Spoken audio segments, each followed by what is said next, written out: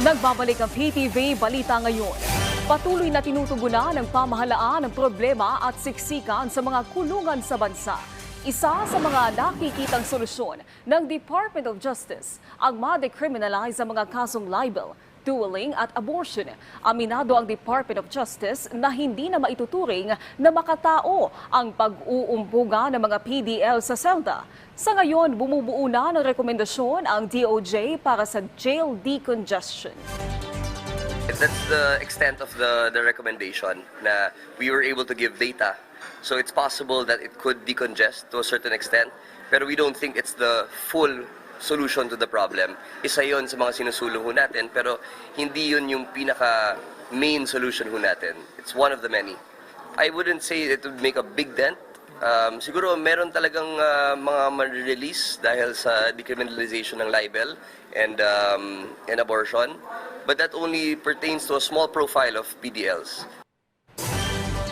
Lusot na sa House Committee on Legislative Franchises ang resolusyon na nananawagan sa National Telecommunications Commission na suspendihin ang operasyon ng Sunshine Media Network International o SMNI. Inaprubahan ni Committee Chair Gaston Bunting ang pagpapatibay sa resolusyon dahil umano sa paglabag ng SMNI sa termino ng prangkisa, partikular na ang pagpapakalat umano ng maling impormasyon at red tagging. Samantala ayon kay House Assistant Majority Leader Mig Sugrales, nabigo ang SMNI na tuparin ang mga kondisyong nakasaad sa pribilehiyo ng Kongreso na naglalayong protektahan ang interes ng publiko.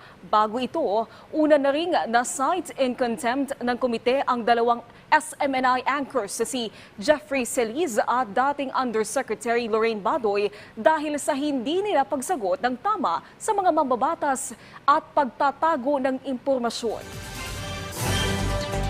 Samantala, alamin natin ang ibang balita mula kay Julius Pacot ng PTV Davao. Mayong adlaw, gikumpirma sa mga doktor nga dead on arrival sa ospital ang sospek sa pagpanulis humang giingong ni sukol atol sa operasyon sa kapulisan pasado alas 11 Lunes sa gabi da sa Central Park, Bangkal, Davao City. Di na mong sospek na ila nga si Claydine Ramos, 34 anyos, taga-ulas ning syudad.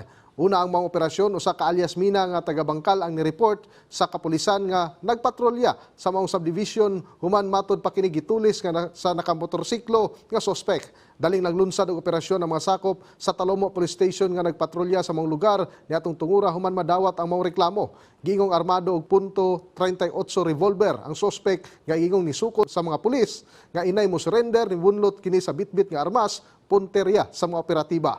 Na-recover sa kapulisan sa posisyon gikan sa sospek ang mga personal nga gamit nga iyang gikawat sa babaeng biktima sama sa relo, cellphone, pitaka nga may 5,000 pesos nga cash ug identification cards. Samtang ang sospek nakuhaan usab og pakete sa gituhuang shabu. Samtang malampuson nga napahigay ng Regional ICT Summit and Exhibitions con RISE sa Zamboanga City niadtong labay nga semana.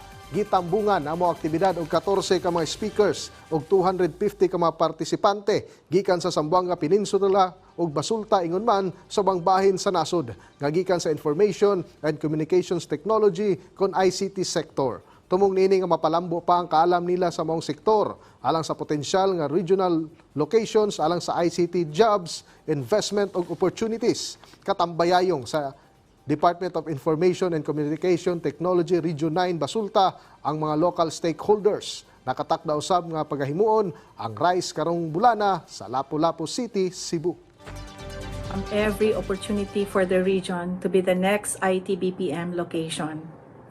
USEC Jocel's passion and dedication to promoting ICT development in our region has been the driving force behind this event. Her initiative and support for making RISE happen are truly commendable. Ug mao kadtong mga nag-unang mga balita gikan dinhi sa PTV Davao, ako si Julius Pacot. Mayong adlaw. Daghang salamat Julius Pacot. At yan ang mga balita sa oras na ito. Para sa iba pang update, i-follow at i-like kami sa aming social media sites at PTV PH. Ako po si Naomi Tiburcio. Magandang hapon.